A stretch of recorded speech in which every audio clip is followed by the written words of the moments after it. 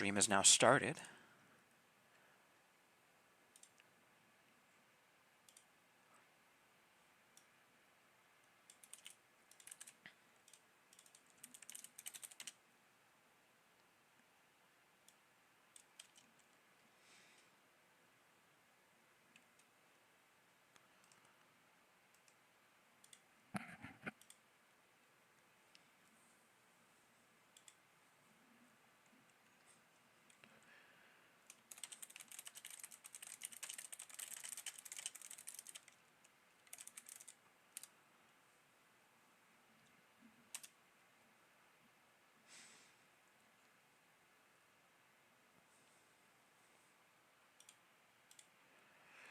And let me pull up the submission box.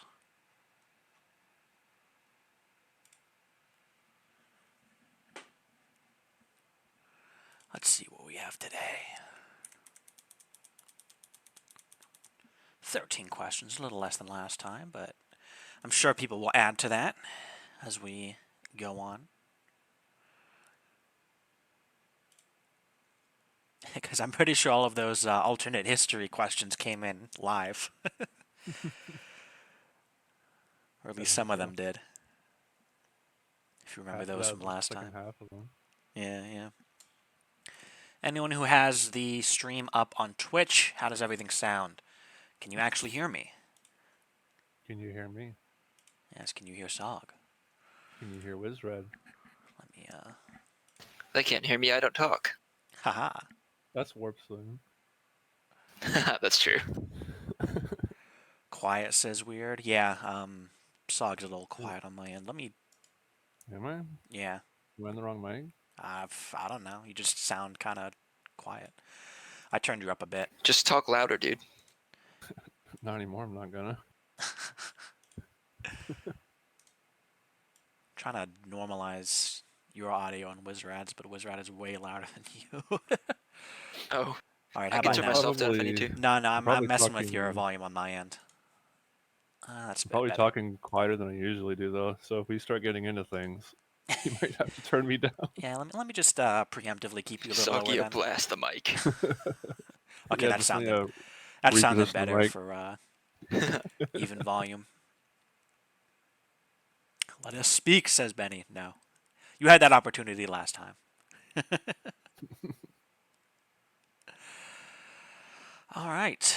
So, it's been a few minutes, so I guess it's good to start now. Hello, everyone, and welcome to our 7th Campfire Chat. Today I am joined by Sog, our regular, as well as Wizrad, who is back in action as of, last week or 2 weeks ago now that you popped your head back in? Yeah, about a week. All right. Is this a podcast now, asks Type? I mean, it's kind of always been a podcast. You know, me and the devs, we're the funniest people ever. We were like, let's do a podcast, but like not call it a podcast. But because everyone hates when someone's like, oh, my friends are the funniest thing ever. We should make a podcast. But we just did it, you know? We just didn't tell anyone it's a podcast. Kiv says, oh no. Yeah, I'll be uploading this to Spotify tomorrow, probably. Yep. Yeah. Spotify, Apple Music, SoundCloud. We'll put it on all those. Listen to it on your way to work. Yeah. It's going to be on YouTube. Reviewer, guest speaker, asks Penny. What's Apple Music? I don't know. Gone, that's what it is. Amen, brother. In any case, I hope everyone's been enjoying the update that came out last week.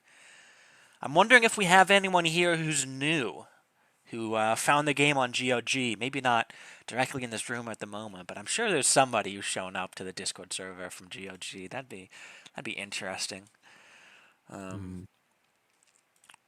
Also had the two big ticket items from the last update were the addition of new pirates, a new pirate region down south, along with a fair few new ships and weapons for you to get your hands on, as well as the addition of some new mining mechanics, which I will say I have been enjoying. I started a new pilot after we made the release, and I'm about 5 hours in. The war started a little bit ago, or at least the bombing started, but I'm still just kind of mining away, making some cash. I'm enjoying the Sunder. I'm enjoying the tractor beam. The mining lasers are a nice addition. Nothing too crazy, but you know. Benny says, "I hope you're okay, Derpy. The war sounds tough. It is tough, but you know, we make do." All right. Anything for you two to talk about? Anything you want to introduce? Anything I'm missing out on with the new update? Oh, the trailer. I hope you've all watched the trailer. Let me repost Yeah, it. yeah. Where's the? Make sure you post the YouTube one and not the unlisted GOG one. Well, they're both on YouTube, but I know what you mean. Our trailer. Such a good Our one. trailer has more views than the GOG trailer now. At The first, GOG GOG had more. trailer, it had 500 views within like less than 24 hours of being posted Yeah. for being unlisted, which is crazy. Yeah, I mean that's just people seeing it through GOG then. So Yeah. that Like, I what's think this? it's kind of cool that it's unlisted because it gives us a sense of like how many people are finding the game on GOG or at Mhm. least seeing it on the store page. Not necessarily everyone downloading it, but you know you hope. I would Yeah. assume they don't give us those numbers themselves, so nice to have that, I guess. Yeah. I'm a. Yeah, GOG doesn't have the same analytics that Steam has, which kind of comes with the whole fact that they're DRM free, but still Hello, Gotcha. Burgers still a in nice way to Twitch go chat. through. I was checking the Steam charts. We had like 100 people live when I checked on the game. Gotta get those numbers up. Siri Day, is that your name? Siri Day asks, "Is this this is a bit of a long one, but I wonder what the devs' thoughts on this idea from Reddit are. I will admit I do not Oh, look at that was Reddit 4 hours much. ago. Yeah, Oh yeah, yeah. recent. Da-da-da-da. Based on Hmm. another discussion I want to put forth, a change on how they should work, fighters and carriers. The fighter bay should be changed to launch tubes or hangar bays. What does that mean? The fighters should have a 75% chance of being disabled no matter how they were destroyed. This would cut losses, and it is unrealistic that a capital ship would always target them. They should have a very high chance to dodge all incoming missiles and lasers. Cargo space should have a module for fighter storage on a carrier, or so that a carrier may have 4 launch bays, but can carry 24 fighters in reserves. They will launch and retrieve them over time. Different launch key from the recovery key would allow pressing launch keys to release each squadron, aka 1 round of launch bays, or a long press to launch all fighters, which would take time. So you're saying you can only launch up to 4 at a time, and there's a cooldown between launches. Curious. Fighters that are fully destroyed should drop fighter parts by type. Depending on how they are collected post battle, you could use them to build new fighters of that type. So if you want to pick, say, 4 or 10 pieces of a specific type of fighter, your ship could take those parts and replenish their fighters on their next port call or even jump. The crew and pilots would be replaced when hitting ports just like normal. This is a big topic. Some of these ideas have been brought up before, but some of them are new. I don't think I've heard anyone say make it so you can carry more fighters but only launch so many in a short period of time. The whole idea of fighters dodging incoming fire, that's been brought up before. Yeah. Not Let me reread the second point here. Fighters should have a 75% chance of being disabled no matter how they are destroyed. So you're saying if a fighter hits 0 health, it should not be completely destroyed 75% of the time and instead just become immune? Is that what you mean by being disabled? Because they already have that period of time where they are disabled if their hull is low. Every ship has that.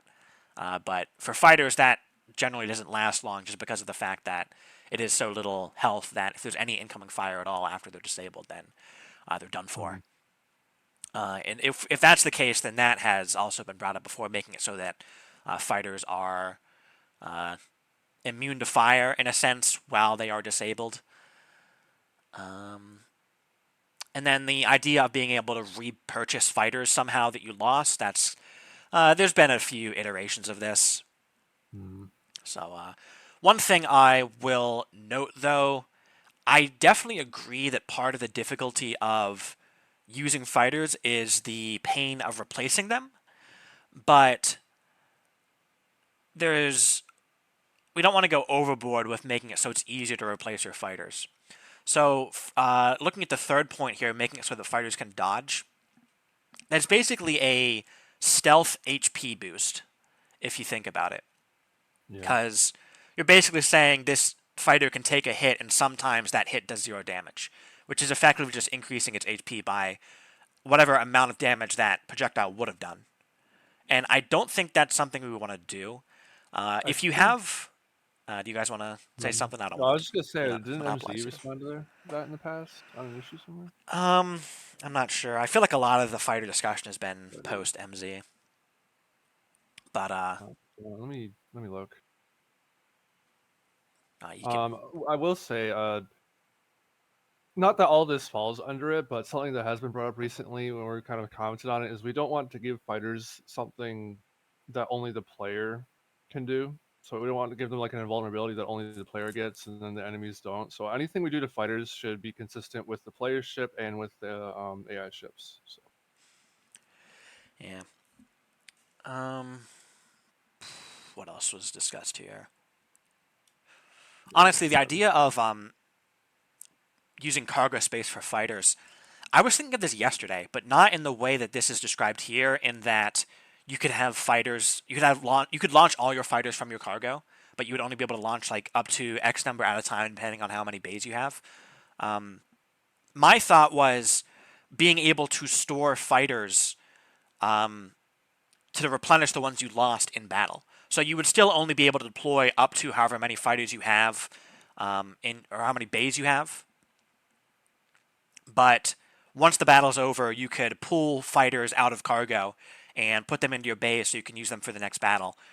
Kind of like how you can store ammunition for your launchers. You could have a bunch of meteor missiles in cargo, but you could only use up to however many meteor missiles fit in each of your launchers. The one problem with that is that the amount of space a fighter takes up is actually pretty big compared to the types of cargo spaces we have. You would effectively be forced to use freighters to carry around all your fighters, but then you would need to have your freighters in combat with you, which is not the best idea, at which point you're talking about just parking your ships to make it so that they're not in combat, which you can already just park your fighters. So maybe it's not the best approach. Then we kind of get into what does EVE Online do? So every so often, like, what does some other game do? In EVE Online, your ships are massive. They weigh a lot, but you can package ships to take up a lot less space than they normally do when they are deployed, or whatever the terminology is in EVE. So maybe we could do something similar for fighters, where if they're in your cargo, then they are packaged in some way so that they take up a lot less space, but they would still add some amount of mass to your whatever ship is carrying them. At that point, we're talking about splitting mass and volume for cargo. So like cargo would take up volume, not mass. And for that kind of just be the same distinction between outfit space and cargo. Because outfit space is kind of a measure of volume. Most ships, or most outfits rather, the outfit space is equal to the mass. But for a few outfits, they have a mass that is different from their outfit space for one reason or another. So maybe we could go down that route. But that feels like a rather massive change just for the purpose of making it so you can store fighters. Maybe it's not the worst, but we definitely would take some time to put together. Even I think this is kind of what you said though, with the cargo bit. Maybe just have like a limit on how many can be live at once. So if you have eight That too. fighters, you can only have four live at any time. And if you lose one of them, then you can launch another one. But just maybe so it would like double the amount of fighters on most ships, and then give it a limit on it. I sure keep spamming me. Making systems bigger alone is not going to fix anything. The ships are still going to stick together. Yeah. No, we're not making systems bigger. Anyway. Make systems smaller. Let's go. Yeah. The same kind of thing happens with like secondary weapons where they also take up ammo. it kind of boils down to people really don't want to replace ammo for weapons that consume it, and it's kind of annoying to go out of the way to refill on it, which I don't really know what to say about that because that's kind of the point of missiles. They're Yeah, stronger yeah. for a reason, and you have to reload them anyways. Yes, you have to go back to places that sell them. That's just kind of how those works. We're not going to make every weapon infinite ammo, but Hmm. fighters are definitely a different case than that. But Yeah, there is. Well, I mean, Go ahead. I was just gonna say, kind of going off that, you think about like what this, the guy on Reddit, guy or girl, I don't know, the person on Reddit suggests, like, for instance, 24 fighters. Like, think about the amount of kind of management with outfits for each of those fighters, that goes into that. That's like managing a whole fleet, and that could be just one ship, out of Mhm. multiple. So I think the scope of that kind of, and the management for the player themselves gets pretty hefty yeah, pretty quick. I mean, it's an example. Who changed That's the yeah, sure. Who changed the voice chat status? wasn't us. It says new update 1.0.0. Fake news? Question mark. Good old clickbait. Yeah. Well, we could talk about the fighters stuff forever, honestly. I actually Yeah, had I actually wanted to talk about. I have some notes from my new playthrough that I kind of wanted to discuss. Um, and one yeah, of those was about fighters. So something I noticed is that for the mining drones, so right now, what fighters and drones do is if they take more than, I think it's 25% of their health in damage, then they will try to retreat to the carrier. And they will not deploy again until they have healed past 75%. I think it might let it go a little further so that they're not just completely, so they don't like go out, take one shot, then come back immediately. But if you don't have, so actually for drones in human space, they only have hull, they don't have shields. Which means if they dock, well, there's no hull repair in human space. Which means you're never going to repair your fighters, or your drones rather, enough for them to want to deploy again. Which yeah, means they're basically as good as dead at that point, except they're also now weighing you down. They're weighing the carrier down. Although maybe that's not the worst because at least you keep it so you're not losing money when the drone is destroyed. This also happens if the drone is disabled. So it used to be that if a ship was disabled and you repaired it, you would repair it to exactly how much health was needed for it to not be disabled anymore. Well, that meant one stray shot and it's disabled again already.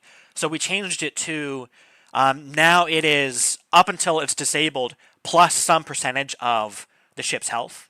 So at least then you get a bit of buffer room.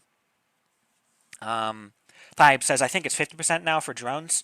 It's not based on category. It's just based on how much base hull does the ship have. I forget the exact amount that we add, but it's enough to get it not disabled plus some percentage of the total. The problem with drones is that plus percentage of the total is still lower than 75% of the total health, which means if you repair a drone that was disabled, it will also stay docked forever. yeah. So I was thinking, what if drones and fighters full healed their hull when they were repaired? Or the amount of repair that is done to a boarded ship is dependent on how much hull your ship has. So if you're on a massive ship and you repair a fighter, then that fighter should be full healed. It should also be a full heal if you repair an interceptor. Maybe not for light Mm. warships. Like maybe light warships would get more than they do now, but not a full heal.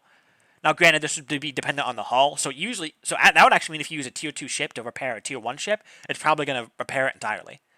So maybe not a perfect use, or not like a specific use whatever percentage of the boarding ship to heal the boarded ship.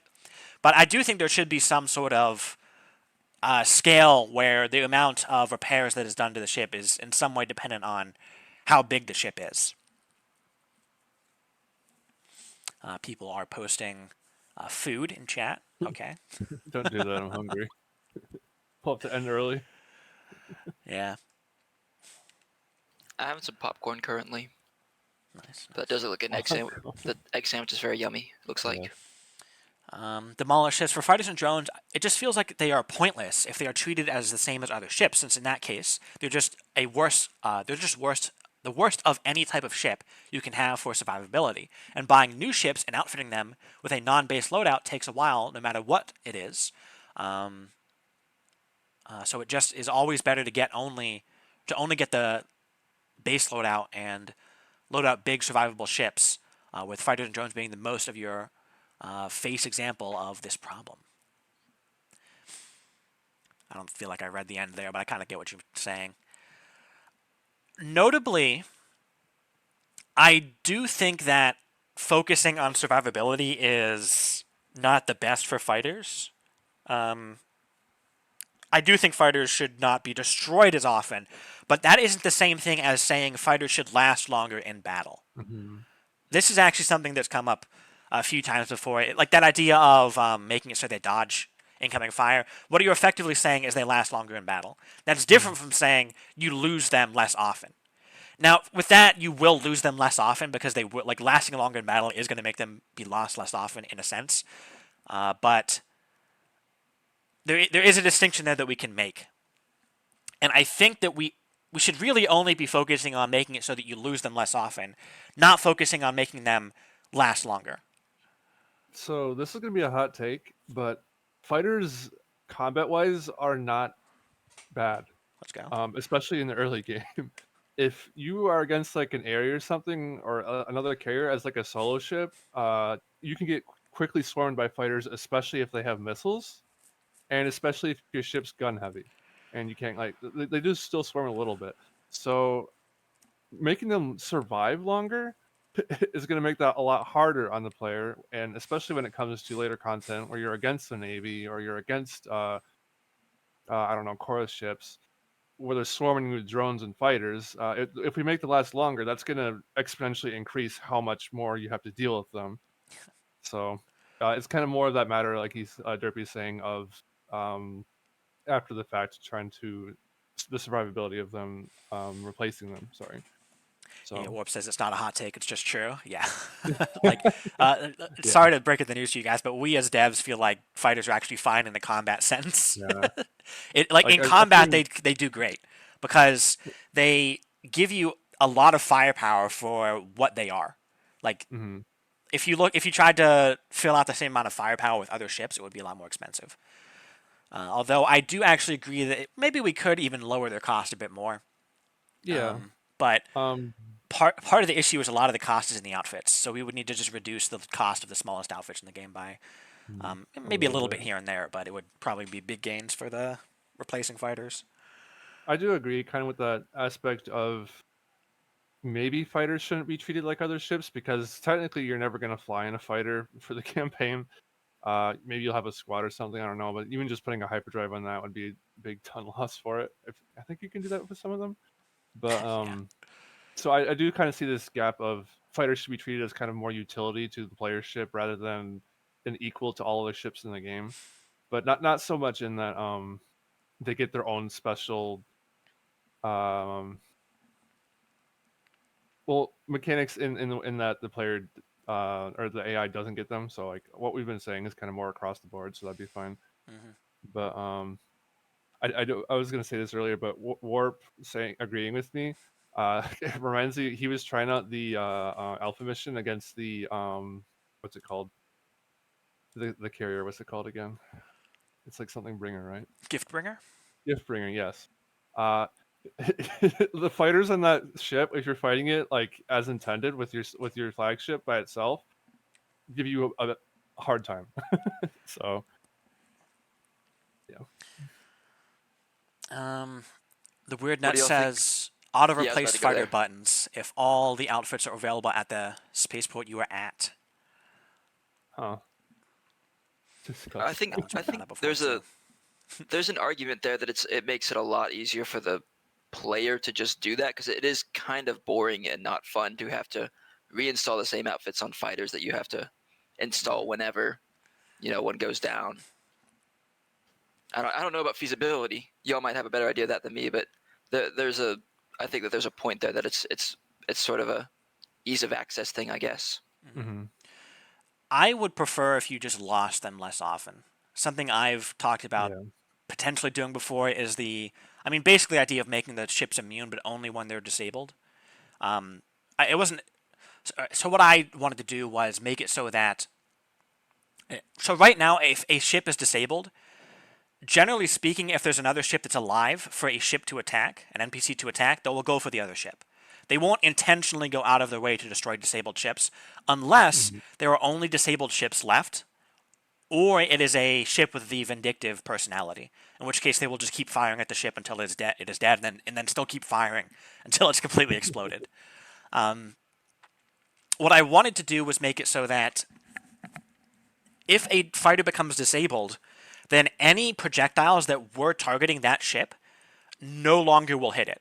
So this would make it so that lasers and normal projectile weapons would behave the exact same way, where once the ship is disabled, it's not going to be taking damage anymore, because for lasers, they stop firing. For projectiles, they would now just phase through the ship. Then what we could do is make it so that all other projectiles won't hit the fighters and drones unless they're intentionally targeting that ship. This way, fighters and drones, for the most part, would be unfazed after being disabled, unless something is going out of its way to destroy them. The problem with this, though, is that most battles where fighters are involved, it would just be a graveyard of fighters everywhere, which, I mean, maybe would look nice, maybe wouldn't. It should probably be something we test out. My initial idea was to only have this happen to the player's ships, because only the player has to worry about replacing their fighters. The AI doesn't need to worry because we just spawn another one later. Like, there's no resource management that the AI has to deal with. The player has to deal with resource management. Therefore, I think it's not outside of question to make it so that only the player gets some sort of buff to their fighters to make resource management of them more feasible, more viable, or easier, whatever you want to use. Some people didn't like the idea of making it an only player thing. But then, if we make it for everything, like I said, it kind of becomes a graveyard of fighters. I don't think we ever actually tested it out, though. So maybe we do just say YOLO and test it out and see how people like it. I feel like that might be a good start, at least. It's not too involved, and technically, doesn't the AI after a battle go and gather all their fighters, I mean, or just any repair fleet them? repairs its disabled ships after a battle. Yeah. So fighters are just a part of Yeah. that, but yeah. I mean, I think we could try that.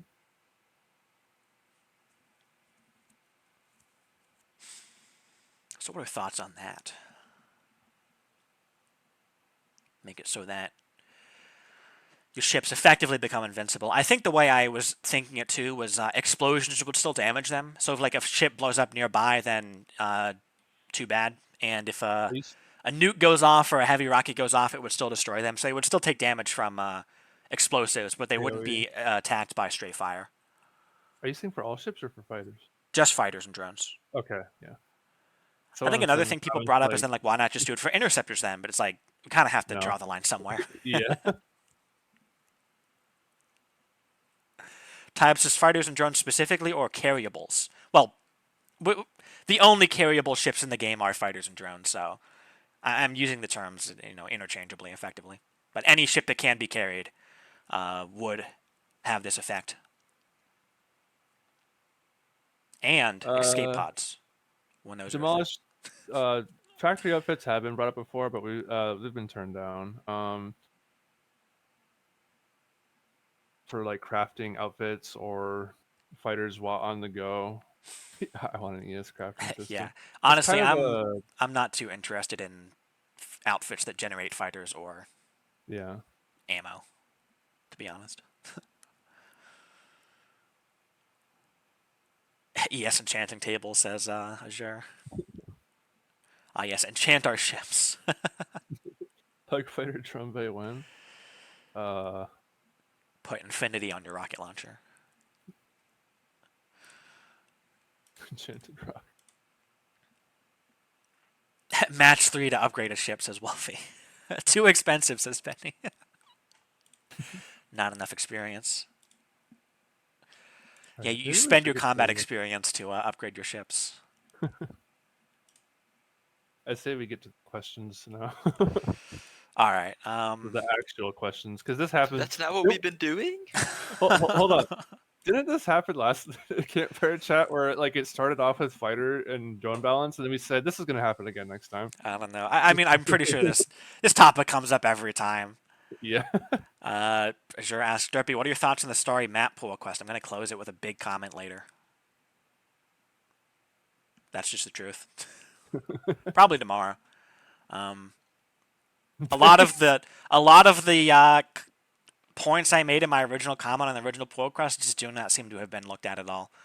It was you kind of focused on the button aspect and then put it there and thought, oh, it's fine now. No, there was a lot more in my comment than just the button. And the button was honestly more of a, I think it would be better this way, but we'd have to see. I'm still not liking it. I did not just ask for a button. I made a big comment originally. The button was just a part of that. And the whole aspect of this now makes it so you know which stars are in which systems. We don't need a starry map to do that. I've said on multiple occasions, even in the original pull quest, we could use the planet cards for that purpose. Demolish, that's fine. I plan on us getting to some sort of documentation for questions and or content that have been asked before that we can kind of post somewhere and say this is our standpoint on this. So because this happens a lot, it's fine if you do that. That's no problem. Yeah, we don't want to repeat ourselves too much. But I mean, yeah. if you want to ask the cliff notes, we can talk about that. Yeah, FAQ says warp. Yeah. And ship collision says Yameli. No, Yamela. Yamila. I don't know some of your names. Indirect hit to fighters. Do it for April 1st, says Benny. If two ships contact one another, they instantly self-destruct. If their shields are down.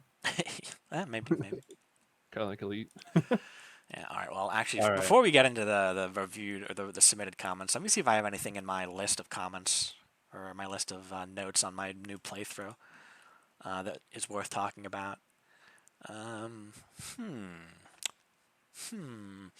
Okay, this one is a bit of a curveball. Right now, you can bribe pirate ships in a system, and then if you stay in the system, you never have to deal with pirates again. They remain friendly forever. Thoughts on, after a certain amount of time, they would hail your ship and be like, hey, I notice you're real comfortable here. How about another 100K to make sure that stays the same? So they would make you bribe them again. Or really, they would be extorting you at that point.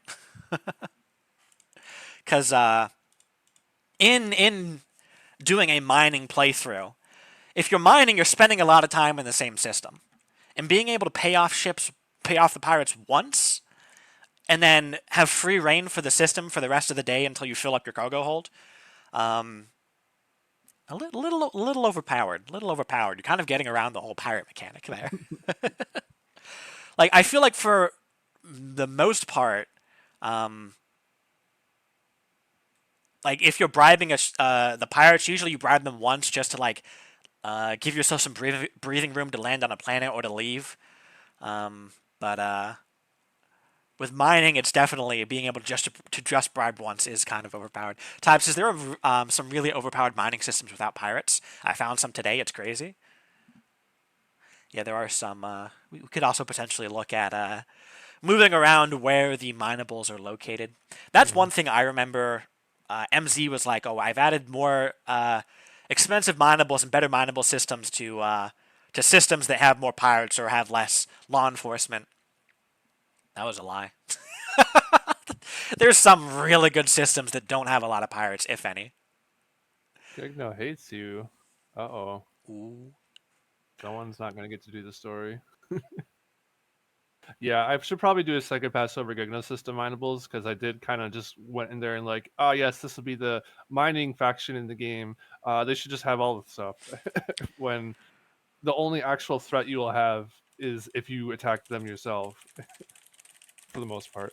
But I should probably go back and kind of look over those. However, there is a question today that kind of relates to that I'd probably get to a little bit. Actually, there's actually two.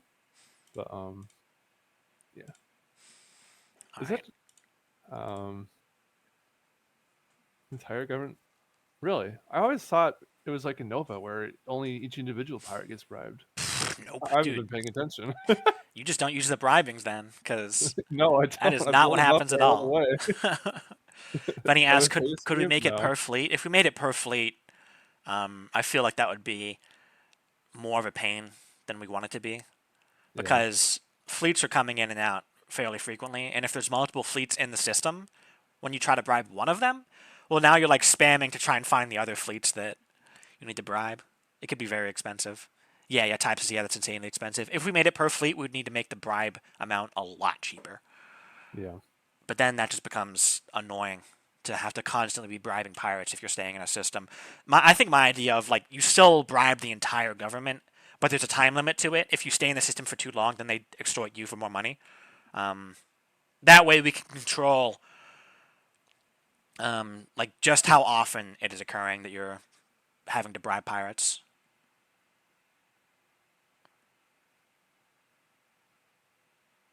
Yeah, and Warp says, I'm not sure the concept of an NPC fleet is clear to the player. Yeah, we don't tell you, okay, these ships are part of this fleet and these ships are part of that fleet. You could have three fleets in the system at once and not even know. It could look like one big fleet. Yeah, because they don't necessarily fly with each other in formation. Like even if they jump in, sometimes it's like other sides of the screen. And the second combat starts, you don't really know. But Yeah. any other playthrough Starbug thoughts? says, maybe if you start collecting ore or cargo over a certain value, it'll threaten you again and ask you for more money. Yeah, Oh, maybe that would maybe. work instead of a time limit. That's Uh, kind of also similar to the raid mechanic, where right now they only care about your cargo space and not your actual cargo amount.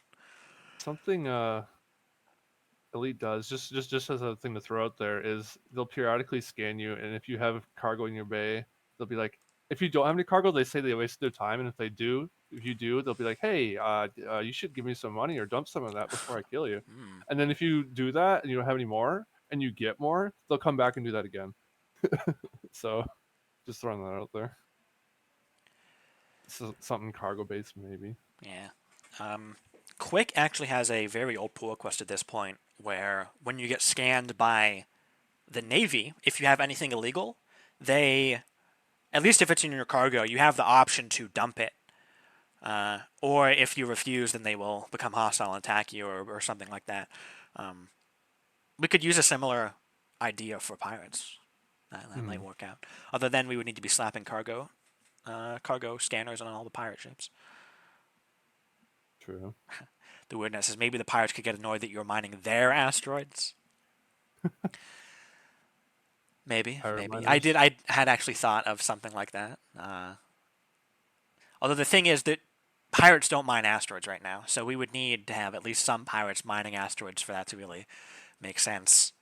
You have like a small portion of pirates that are both miners and steal your stuff. Yeah. So this is actually something to note. Type says dumping cargo during combat is not an obvious option for players, nor is it easy. Nor is it that easy, to be honest. Yeah, if you didn't know, if you dump cargo, pirates will focus on harvesting cargo over attacking you. This is why, I mean, I mean, yeah, Benny says hidden behind the info menu. Yeah, it's not obvious where you dump cargo. But I think given that merchants dump cargo, yeah, that's kind of your hint to like, oh hey, you can dump cargo to distract the pirates. Add more UI buttons, says Benny. maybe make A hotkey for dumping cargo. That's actually a really old issue that I found. I don't know if anyone noticed. I was going through like the oldest 5 pages of issues last night / early this morning. One of them was asking for a hotkey to dump cargo. It would probably bring up a GUI saying, "Hey, what do you want to dump?" Yes.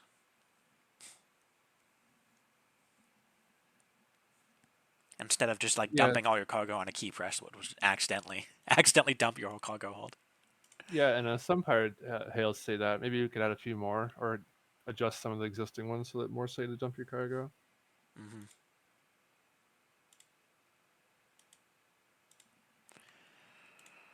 All right. One other comment or one other note on my playthrough I want to get to before we jump into the questions. something that we talked about, I don't think it was last time, but one of the previous Campfire chats, we talked about the idea of having different types of shield generators that behave differently in combat. So you could have some shield generators that they are constantly healing you, and they will do so even under combat. But you can have other shield generators that don't heal you during combat, but if you've been out of combat for a long enough time, then they will start healing you a lot quicker than the ones that are constantly working in combat. We can kind of already do this with the shield delay mechanic. Benny says Derpy reads the fighter thread. No, I don't actually. I tend to avoid that thread because normally it is complaining. I just every time I pop my head in there, it's complaining about a decision we've made. Yeah. Anyway, we already have a shield delay mechanic or repair delay mechanic, and if you've ever used the Kahet shield generators, you've seen this in action, where they will only start healing you after like a second or so of not taking damage. There's a fatal flaw with this mechanic, though. It is constant across all of your shield generators that you have installed. If you install a single Kahet shield generator, and you have other shield generators installed at the same time, all of them will be delayed when you take damage. So you really can only be using Kahet generators or only be using generators of other types. You can't mix and match them very well. I was gonna ask, were you thinking like for every race or just throughout the game? Like, would every race have a insert regen generator and insert delay generator, or? That's what I'm getting to. Oh, We okay. we could do that right now, but you couldn't mix them. And I don't think it makes sense to not be able to mix them.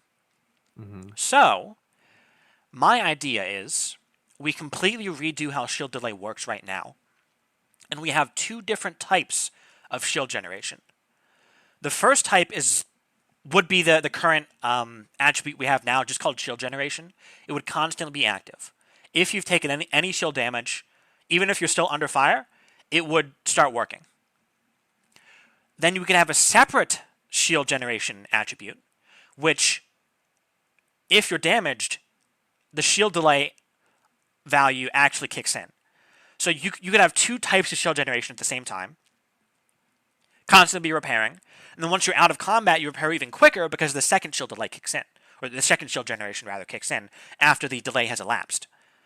Then, instead of having one set of shield generators that is constant and another set that has delay, every shield generator would have both.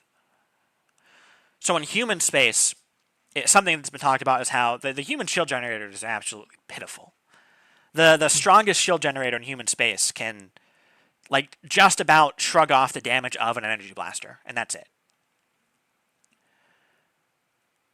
What if instead every shield generator in human space would keep the current shield generation that it has?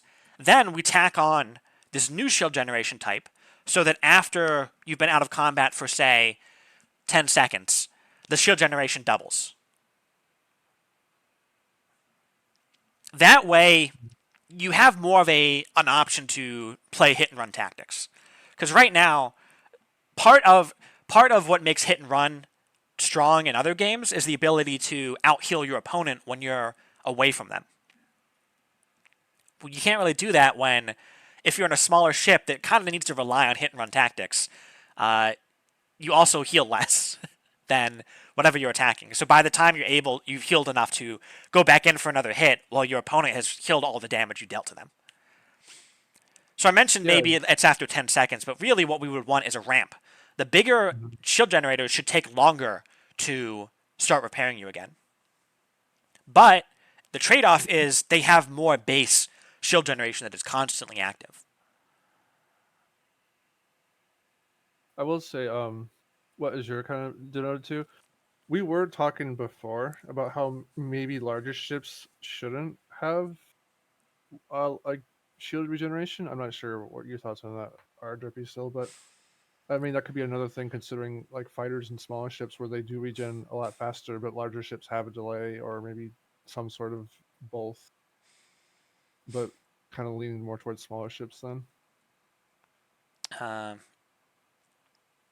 Hold on. Xena says, personally, I think that constant regenerating shields is a pretty unique and good mechanic in Endless Sky. Most games have shield delay. I think it would be a shame if shield delay became significantly more common. I'm not saying completely remove the constant regen.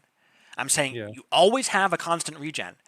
And then, if you've been out of combat for long enough, the rate at which you regen increases. Mm. Oh, he actually replied to his own comment. Though the extra shield gen out of combat on top of the constant regen could be cool. Yeah, that's what I'm saying. Yeah. We should go down that route because the original idea was make it so that maybe we have large shield generators that constantly repair you but at a slow rate, and then small shield generators that you need to be out of combat for and repair you at a faster rate. But the issue then becomes, like I said, you can't mix these, and I think it's stupid that you wouldn't be able to mix those. So we need to completely redo how shield delay works to make it so you can mix them.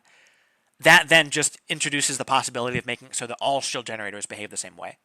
Now, the ratio between in combat versus out of combat shield regen and how long they delay or they're delayed for, that could change depending on the size of the shield generator and the faction that you're dealing with. Maybe some factions don't have that out of combat boost to their regen.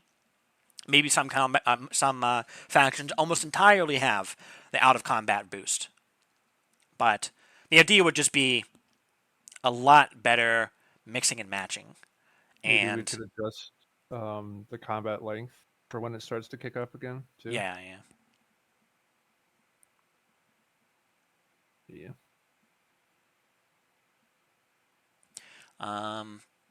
Azure says, if you make smaller generators that are much less efficient, it just buffs bigger ships more. I mean, if we have more knobs and dials to turn, then it depends on what you mean by efficient. If a ship that is constantly under fire, like a ship that is constantly under fire should be generating shields as it is under fire. If every ship had to wait until it started repairing, then big ships would never be able to start repairing, at least in combat. And then once combat's over, then they're repairing, but at that point, who cares? You're kind of preparing for the next fight, not for this fight. So shield generators should be useful for whatever fight you're currently in. But smaller ships, you want to be able to leave combat, like fly away from combat, repair a bit, and then come back in. In order to do that, you need better regen than what you have right now. But we can't just increase the base regen of the smaller shield generators, because then either we get a much flatter increase in power as you get bigger in shield generators, in which case, why would you even grab a bigger shield generator? You might as well just grab a bunch of smaller ones. Or we also have to buff the bigger shield generators, which also buffs the bigger ships.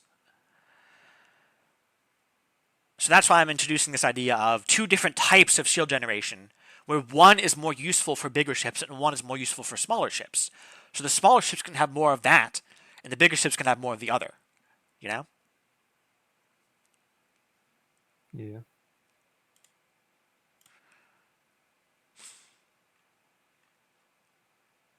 I want to look at this for 10.7, so the next big update. I want to look at adding this. At least the mechanic. I don't know if we'll add it to all shield generators.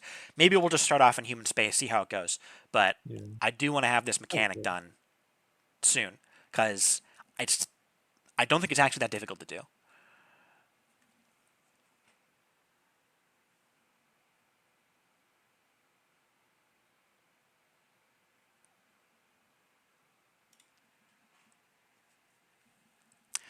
Lewis on Twitch says, and Vecta says, sounds reasonable. Okay. We have an endorsement from the Twitch chat. All right. It's been about 50 minutes. Yeah. Let's jump into the submitted questions now. Yes. Hopefully those who submitted them are still here with us. Yeah. Ty asks, would multiple one last one. Would multiple delayed shield generators use the largest delay, or each use their own delay? It would be easier if they summed up the delay. But we can discuss that more in detail on a pull request. I still think having that adjustable would be good. Okay.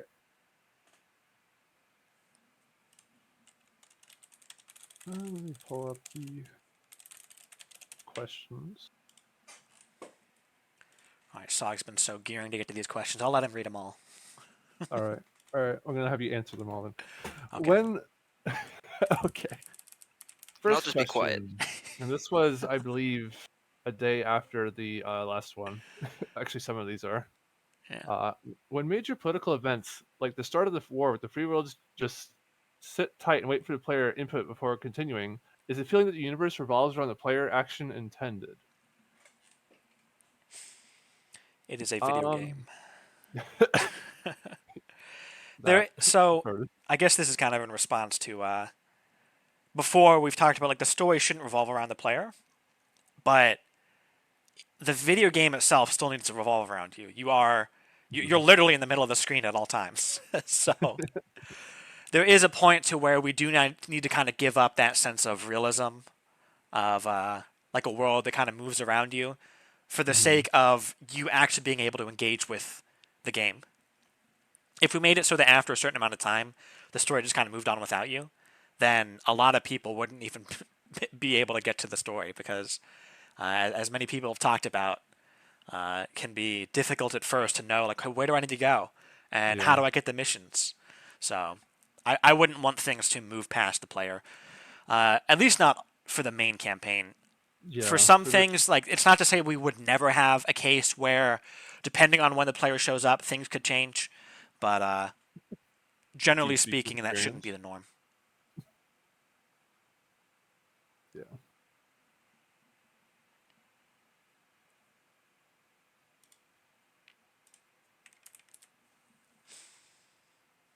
Okay. And all these next questions all came out the day after, 5 of them. With the, with the update coming soon, what could we expect to see? Content. With the update a week back, what changed? Content. Whoa, just running through all of these, dude. Rapid fire. Jeez. You can expect to see a lot. Yes. I don't. Do you More guys have pirates. anything specific that you're looking at right now that you would like to get into the next update? More pirate stuff. I want to get to the next pirate area, and also I believe those who worked on the Sea Corps want to add more little bits to that, like hails and news and perhaps some missions. Not like the big campaign quite yet, but maybe the intro to the overall pirate campaign. We'll see. That's what I'm kind of gearing towards for the next update. That and something I'll talk about a little bit later. The first mission series for the Gegno.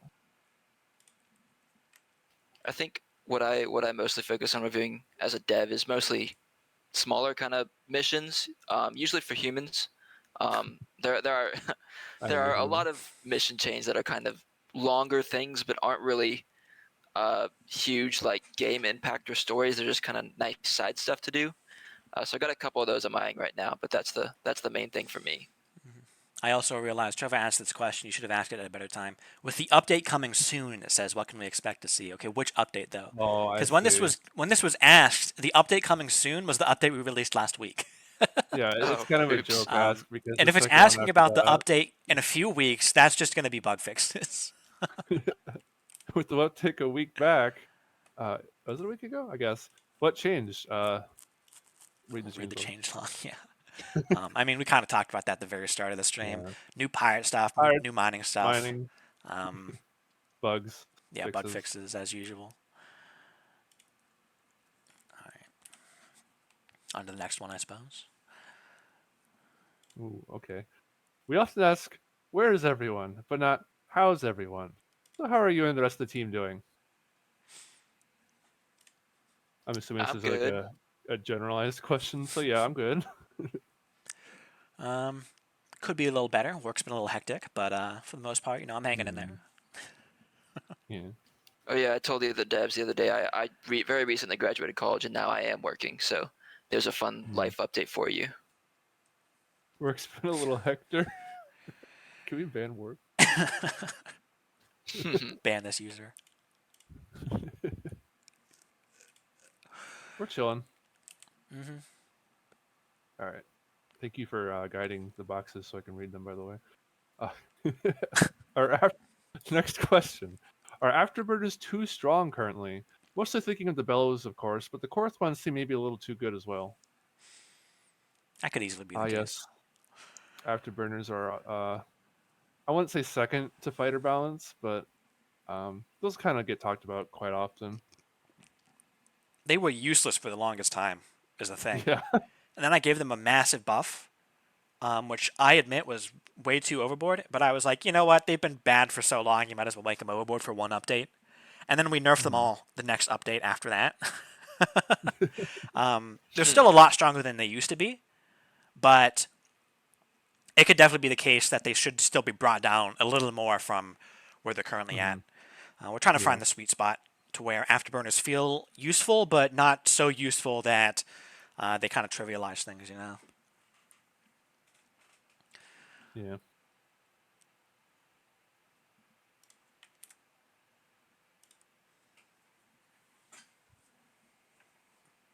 Okay, next question. Well, let's see what they're talking about in chat. Which one of you nutbags did this? Which one's that one? The Stellar Afterburner? Don't ask us. Ask the chorus. That's They a thought that'd be reverser. cool. Oh, is it a reverser? Yeah, that's the Oh, it reverse is. thrusters. Who's going to stick reverse thrusters that big on their ship? The chorus. Burn your own ship. EBN, I guess this is going back to the previous discussion on fighters. I feel like fighters being a meat shield to mess up targeting is kind of a useful function in and of itself. I mean, it can be useful, but I think that people hating losing their fighters is way bigger of an issue than people liking the fact that they can use fighters as meat shields. I mean, they're still kind of meat shields when they're not disabled. But, yeah, and Alex is not a very meaty meat shield, though.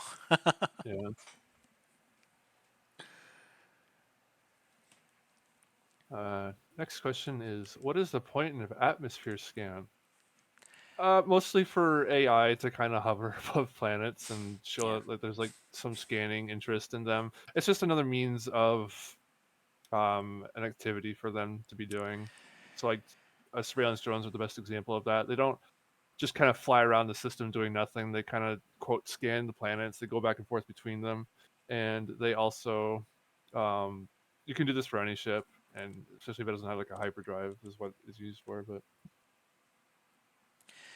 can we have atmosphere scanning missions?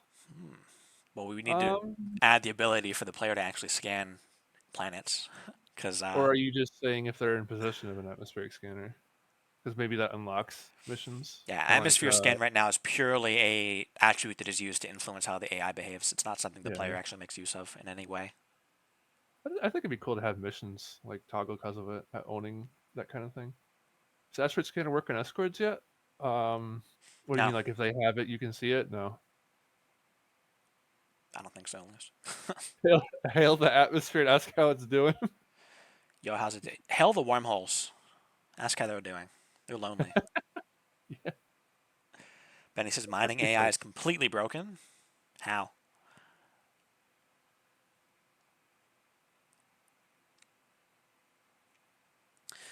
Steve asks, will you ever consider making this game like Kenshi in a way? Basically, where the universe doesn't revolve around the player and NPCs can probably be seen with more notable development like you are, or like you help an NPC when they're disabled. They can try to prioritize the enemy that disabled you or destroy you, and as well as prices can begin to vary if more and more traders go to one place. Then the others, they can be more cheaper or more expensive. Well, we already have some economy trade price wiggling. It will randomly move up and down day after day. It doesn't move too much, but if you start selling or buying a lot of commodities on a single planet, then that will actually cause the trade prices to change a lot more. As for the first part, not sure.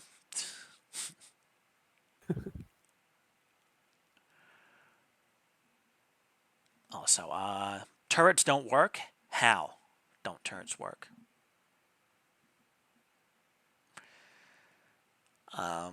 Also, the mining NPCs don't focus on mining one asteroid for very long. Yeah, that is something that should be touched up. Yeah, NPC miners. They're not the smartest. Yeah. They're not broken, but they're not the smartest. Alex, we'd also probably have to avoid having them do it for too long as well, because then we'll get the scanning problem where they spend too long in the system and stack up. but it's gonna have to be like a balance of that. What they should do is they have a timer where they will try to mine a specific asteroid for a certain amount of time, and then they will go try and mine something else. The expectation is if they didn't mine it quick enough, then it's something they can't catch up to. Really, what they should be doing is comparing their velocity to the velocity of the asteroid they're trying to target. If it's too quick for them, they shouldn't even go for it in the first place. If they've started mining the asteroid and they're close to it, then they should still continue to mine it regardless if a timer has run out. Yeah. And then if there's a flotsam for them to grab, they should always grab a flotsam. If it's nearby, that is, if it's something they just created. And then there is a timer where they will only stay in the system for so many frames before deciding to leave. That way, NPCs don't completely mine out a system before you can get to anything. But that timer should not make them immediately quit what they're doing and leave. They should still finish whatever they were trying to do before leaving. Alex says flotsam theft is incredibly rage-inducing. I want to add a mission about that, like just one of those spaceport conversations. I want to have a miner like go up to some Navy officer and start being like, "Hey, this guy stole this mineable from me. It was in my tractor beam. I was getting the ore." And the officer's going to be like, "Sorry, but it's technically not your property until it's in your cargo hold. We can't do anything about it." Alex says it should be legal to attack people who will steal your flotsam. No.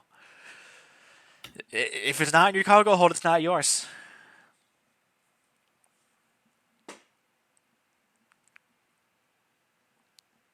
There's actually I think it was on Steam, someone brought up, or was it an issue where they're like, can we do something about 2 tractor beams keeping a flotsam permanently in one place forever? I'm going to look at that next update, or next major update, that is. Yeah. Because So- that happens. The issue is your ships are station keeping. If you tell one to hold still and the other one to move away, eventually they'll split up and one of them will grab the flotsam. Same with NPCs. So if you're just like flying around and they have their tractor beams on and they're all close to one another, but they're also the flotsam is also in between all of them, then yeah, it's going to stick there forever. But you should pull it. You should like have one of them pull away and steal the flotsam. Or what I've been doing is I have my flagship is a mule and I have 3 sunders all loaded up with mining drones. Each sunder and their mining drones is bound to a different key. So I have like 1, 2, and 3 are my 3 sunders. I just tell them to go to different places in the system to go mine stuff.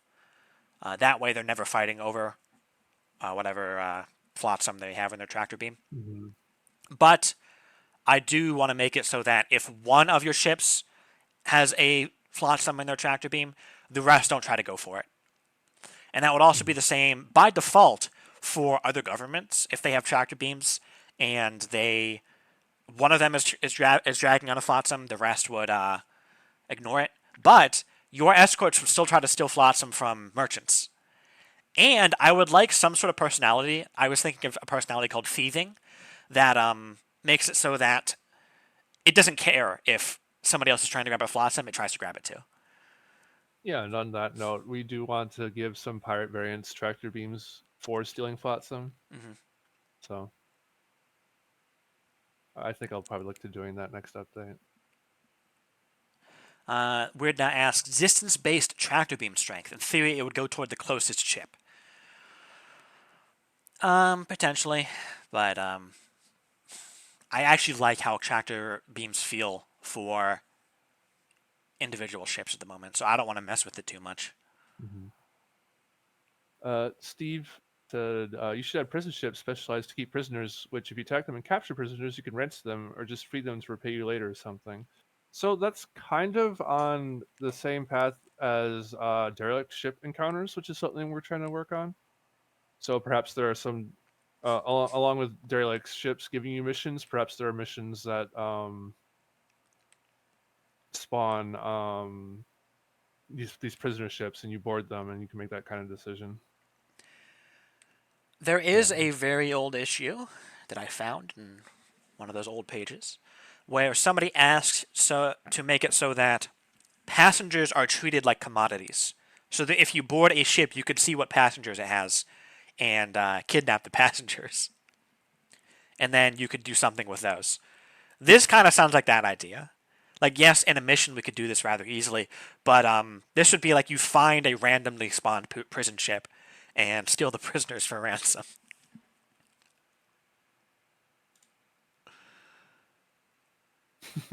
That's kind of hilarious, actually, says Vecta on Twitch. Yeah. I don't know if that'll happen though, to be honest, because how would we add passengers to the like the boarding panel, and we would somehow have to keep track of extra crew that a ship has that you would fight in combat versus just normal passengers. And like, would you just go in and grab the passengers? Would the passengers not be protected? Would they not be along with the rest of the crew, or would they be like the outfits, just completely unprotected? Um, I honestly don't know how it would work out too much. It gives his dump passengers into space. Yeah. Yeah. Okay. I think we're after that. Yeah. Next question. Why do baby void sprites have 2 crew and adult void sprites have 4 crew? I'll reword this question to saying, why do all alien space life have crew when they're living beings? Passengers, the number of crew on a ship influences reputation. That's the answer. Yeah. And the bigger ships have more crew, so you get more of a reputation hit for attacking them. That's That really it. may not matter for some alien space life that doesn't ever get mad at you, but it's just kind of been something done consistently despite that. Joke so Type, don't say that. As far as the Drac are concerned, yes. So It's attacking the add that pirates. to your headcanon.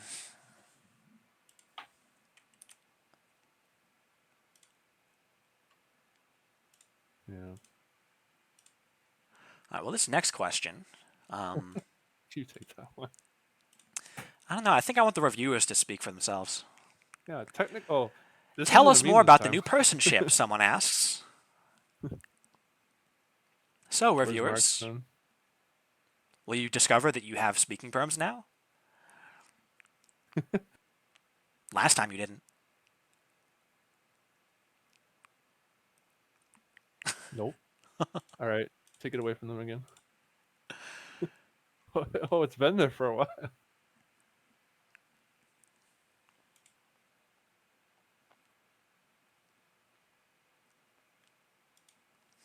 They have nothing to say.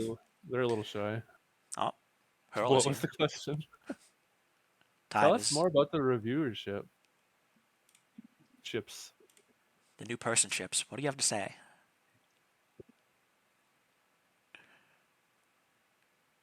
I don't know. I like them. What was that? I like the cold one being like buggy and shit, but I don't know. They just annoyed me because I was trying to discover the new area, the cockroach space, and then they came and they killed everyone. Yeah, they were stealing my my asteroids, my mineable Yeah. asteroids when I was playing. So something I want to Sack do the reviewer team. eventually is, I mean, I think personally, I don't know how much we go about editing the reviewerships or personships, but I feel like some of them could maybe be a bit more restricted to certain areas in the map, or like kind of the opposite where they shouldn't go to certain areas in the map. Like for example, I probably don't want reviewerships showing up in the Umbro Reach because that's like a dark, spooky area by the relay space. And all of a sudden you hear the osprey coming in mining asteroids, Yeah. like trying to listen to all these calm, quiet creatures and just it's like you shouldn't be here. I mean, So really, what we should probably do is just make it so the person ship spawns are rarer. Because yeah, they that's what I used to want be to. rarer, but as we've added more person ships, the odds of seeing Mhm. one is higher than it was before. Yeah, We could just I up the want numbers so they're rarer again. something I want to do is that because if you look back at the games this game is based on, like the Escape Velocity games, personship rarities in those games were at least 5 times more rare than they are in this game. So I do want to kind of pull that way back. But yeah, I know some people actually just get the plugin that disables them that Sam made, but don't do that. Some of them mean lore. sort of. Yeah. But I guess to give some specifics to the question, if anyone doesn't know, we added a new person fleet. I guess it is a person fleet. This past update, it is 5 modded out Quicksilver looking ships, right? Wave Riders. Yeah, yeah. It's They actually an old ship yeah, in content creation. yeah, they're designed after the different reviewers that we have on GitHub. Mm-hmm.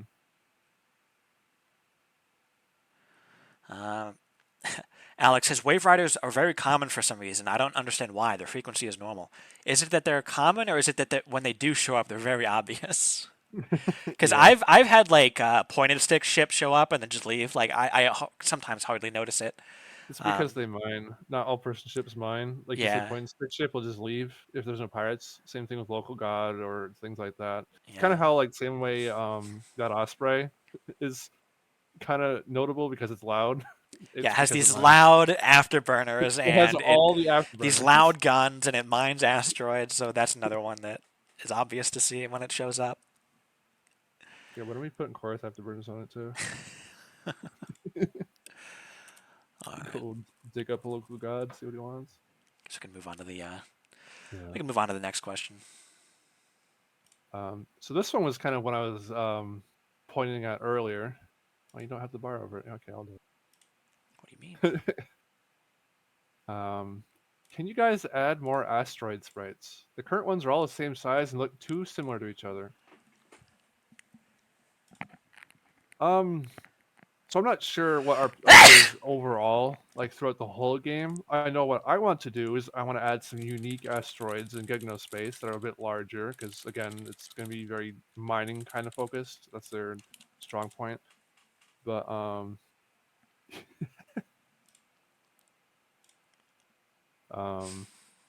what do you think? You think we could kind of go back in there and change the sizes up a little bit? We could. The issue is really just the file size, I feel. Because Yeah. if you aren't aware, the way that animation works in Endless Sky right now is we have one image file for every single frame of PNG whatever is sequences. animated. Yep. And they just play sequentially. For asteroids, they have 60 frames of animation. So it's the same image basically 60 times, but the object is slightly rotated. Now, if you look closely and you don't have the high DPI plugin on right now, then you can actually see the frames interpolate between one another on the asteroids. It kind of looks like it doesn't really look perfect, to be honest. We could fix that by adding more frames, but then that's just even more files, and it would be more obvious on bigger asteroids, because in order for the animation to not like jump, we need enough frames to make the asteroid do a full rotation. Yep. If you have a bigger asteroid, doing a full rotation in 60 frames, you're covering more area as the like a single point on the edge of the asteroid is covering more area as it rotates. So the fact that it's interpolating those frames is going to become more obvious. Yeah. So making the asteroids bigger, unless we also add more frames, isn't going to look the best. But to add more frames is just even more file size. It's kind of it's all it's a whole thing. We would eventually like to have different different file types that we could add to the game, different image types, stuff that's animated just in a single file. So it's not an issue that we have like 120 files for a single asteroid, just so it looks good, you know. But It's just that at that point, it's how much file size do we want in the base game? yeah, 'Cause yeah. that will definitely stack And up. granted, what we could do is we don't need to have the asteroids tumble over each other because that's what they do right now. We could have just like a single frame that rotates normally, like it rotates along the axis so you're always seeing the top anyway, whatever axis that would be. That could work, but then it's going to look different than all the other asteroids. So kind of MZ really painted us into a corner by making the original asteroids look so nice with the 60 frames of tumbling over themselves, but because now we have to kind of continue that with anything else we do. Yeah. Otherwise, it'll look flat. Rising says 3D Yeah. models for asteroids, a sphere with texture. Well, now we're adding 3D objects into the game. Oh, Oh, yeah. It's honestly Then might not be impossible, but that's a big rabbit hole. yeah, Why aren't the ships 3D? Why aren't the one of planets 3D? one of our OpenGL guys would need to get on that. Yeah. Procedure generation. But yeah, that's kind of. So we probably would add more for variety, but in terms of just adding to the base for the sake of more, like we'd have more for variety in certain areas or for certain reasons, but for like a generic kind of just more for more, probably not. Mhm. But normal mapped images, it's kind of been brought up if we use shaders in normal maps, but we turned it down because we don't want content creation for the game to be too difficult for newcomers, as well as we don't want to. Heard the buzzword the other day. He has no idea what it means. He just knows it's something related to 3D objects. I see. Smiley face? Yeah. That's Thank you, Starbug. Very smiley. cool. Back to you. There you go. All right. Next question. When would a pull request increasing or decreasing the outfit space of an outfit be merged? Whenever it makes sense to. We decreased Is the this size a of the afterburners because they were too big. It just made sense to. So, do you have something in mind that we should increase or decrease? Is this a when or an if? It says when, but the way this is asked makes me want to think it's an if. When is when it's ready, when it's balanced with the game, to the way we'd like to see it. If would be if we agree that it's a change that should be made to the game. So, balanced pull requests typically have a lot more discussion around them than say.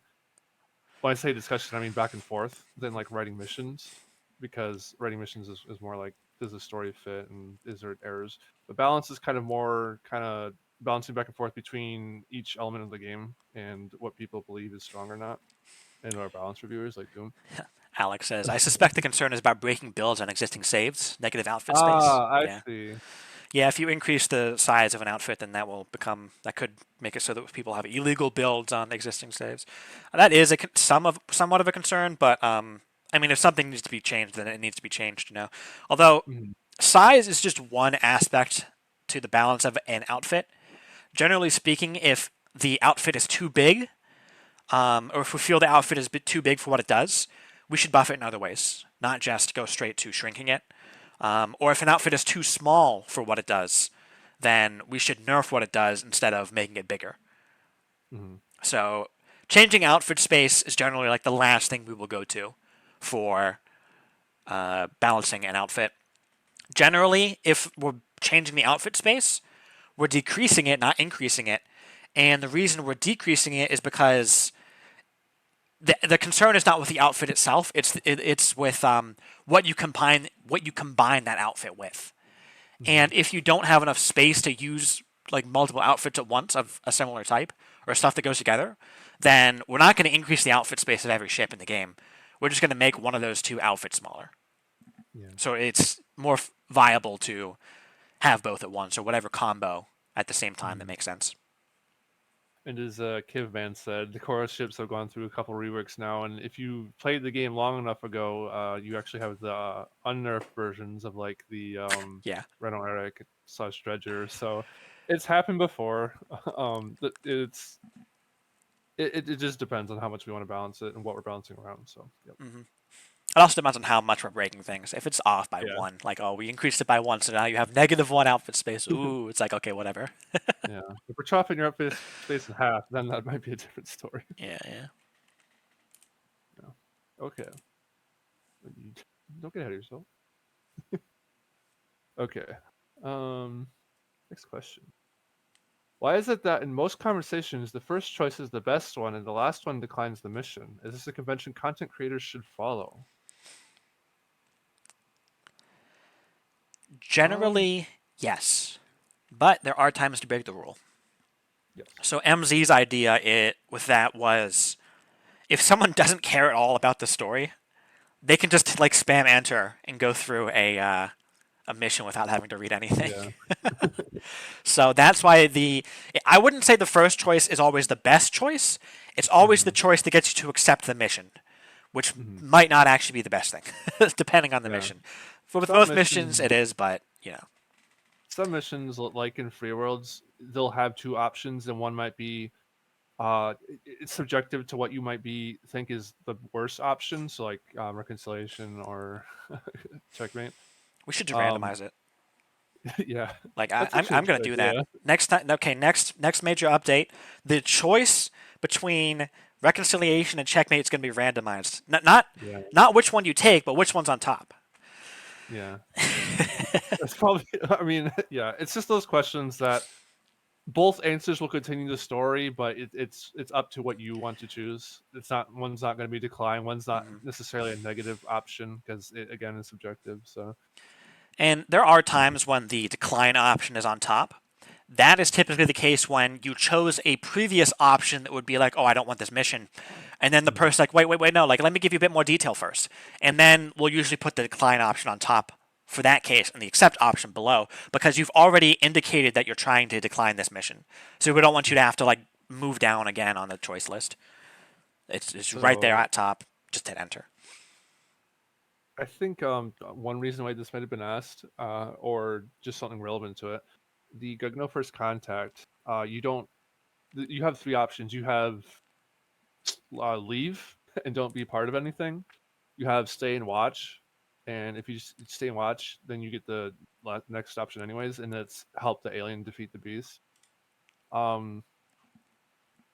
don't know. Should that be flipped around? I kind of did that on purpose in terms of this is some encounter you have no knowledge of. Like maybe you should just leave, and then at the very bottom of it, it's you kind of like put in the effort to okay, maybe I should just hit go. Randomize it again. But, do what I'm okay. doing with the free world stuff. Randomize it. All right. We should have. We could do that right now. We could randomize choices, but I feel like it'd be a pain to set up with the conditions and the two displays. It might just be cool to have a keyword after choice that randomizes the options for you. Randomize all the choices so people actually have to read. I mean, hey, Everyone you could. Everyone doing second plus playthroughs crying. You could make that a game rule. Randomize all choices. We could. I want to do that now. Do it. Thank you, Ziproot. Very cool for the idea. Blame Ziproot if you don't like it. Half the choices switch while the player's still reading. Yeah, if you hover over the choices, they flip around until you click one. Hold on, be right back. All right. Warp is streaming into the sky gameplay soon. He is not waiting for this to be done. He's going into it immediately. A go-to with an IRL delay. It'd be kind of cool, but again, we kind of want to keep the game within the game's time rather than like outside of combat. So this is gonna be pleasant. It might be. Time says it would be cool to have a go-to with an IRL delay. Yeah, Ooh. I just responded to that. I said I'm not sure. I mean, we could. We could, but I feel like mission-wise, they should stay within the game's time. Unless if it's something like explicit, sure. But if it's like if you're thinking like the rush missions, no. I would take that funky formatted conversation that we made for the roulette and just add delays between all of the lines. Pencer says new choice appears if you take too long to decide. Okay, that'd be more difficult than the go-to delay, but The magic push button. Huh. All right. On to the next question, I suppose. Okay. Next question. What are the plans for making Hyderville work with the other human campaigns? I can speak on this one. The way that the intro is currently formatted is set up expecting that you will have the other intros to go through, or the other storylines to go through at some point. You will have a different character who talks to you to get you into the campaign, and you'll have different interactions with all the other people who may or may not be new to you, depending on the choices you made in whatever campaign you took. But the plan is that by the time you reach the end of the introduction, it's going to be relatively the same throughout. There might be points in the middle where it kind of branches again, depending on who you know the most, who you're the closest to, given the campaign that you went through. But it is designed to be malleable enough that we can slide in the other campaigns in the future.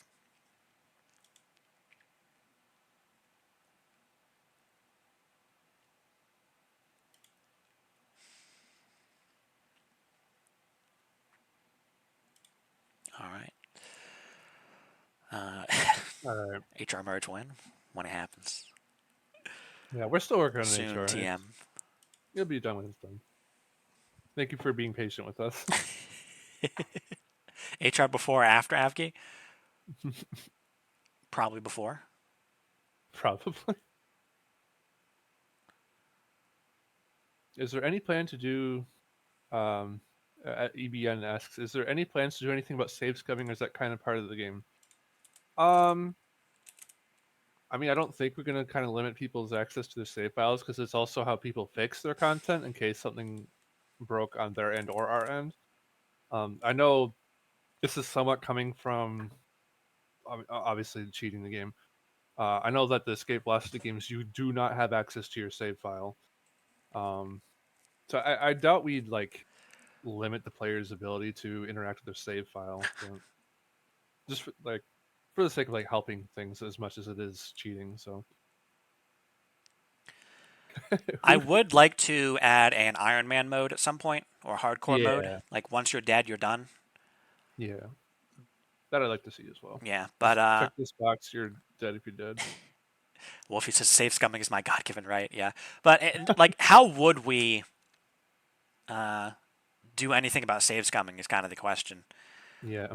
Because right now you save after every planet that you land, and there's really nothing stopping you from just reloading your save at any time. You might not even necessarily be like trying to save scum when you're reloading your save.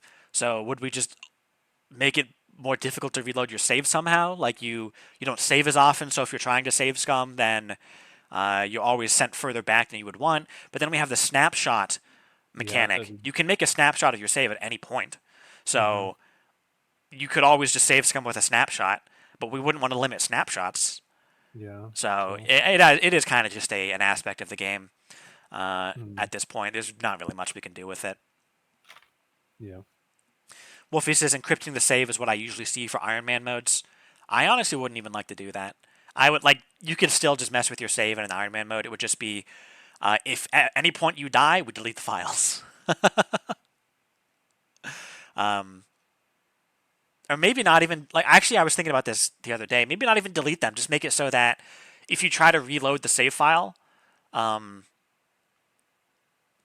then actually first, you can't have previous saves. You can only ever have one save for an Iron Man mode. No snapshots, no previous saves. It's only the newest one. Then if you die, we record that you died in the save file in some way. And if you try to go back to that save file, you're just kind of stuck there. Kind of like if you, I don't know, went back to a Minecraft hardcore mode world that you died on. Can't you still spectate after that? You're not just completely dead. You still have the save file. That's actually an issue someone brought up the other day. Yeah, no, you could go back in, edit your save file so that you get rid of the marker that says that you're dead, and you can continue the Iron Man mode as if nothing happened. Okay, then why are you playing Iron Man mode? I think Escape Velocity just deleted your save. I mean, yeah, you could do that too. Just delete it outright, but that's what I said at first. But there's really nothing stopping. Even if we deleted your save, if it wasn't encrypted, even if it was encrypted, you could just copy it. Copy your save file into another folder. If you die, copy it back in. So we're never going to have a perfect hardcore mode where if you die, there's absolutely no way you could cheese your way into getting your save file back. But Warp says if you die, your hard drive gets formatted. But after the point isn't to have a perfect hardcore mode. It's to have something that's good enough that if you are kind of following the rules the game is setting out, then it is really just a true hardcore mode. You can get around it if you want, but You die, Puny dies? No! I'm never dying again.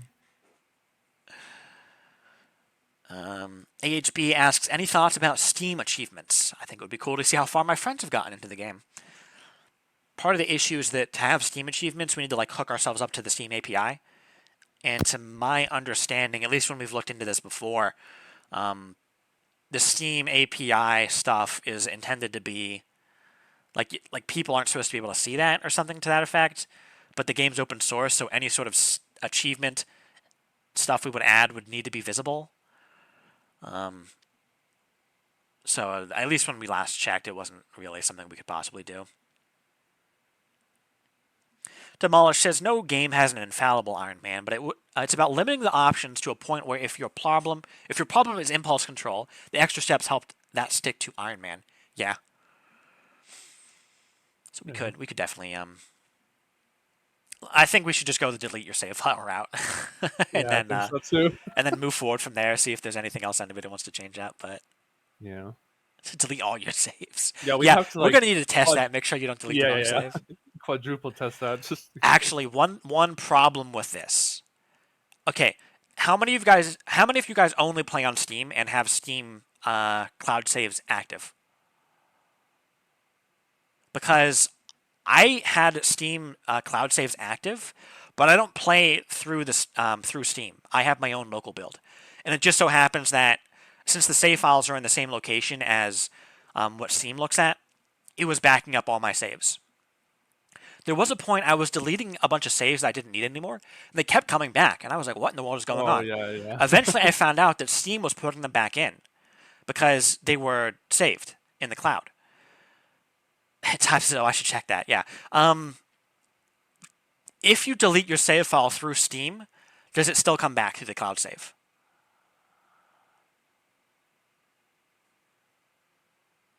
Kip has the opposite issue. I had an issue with Steam deleted my save twice. Man.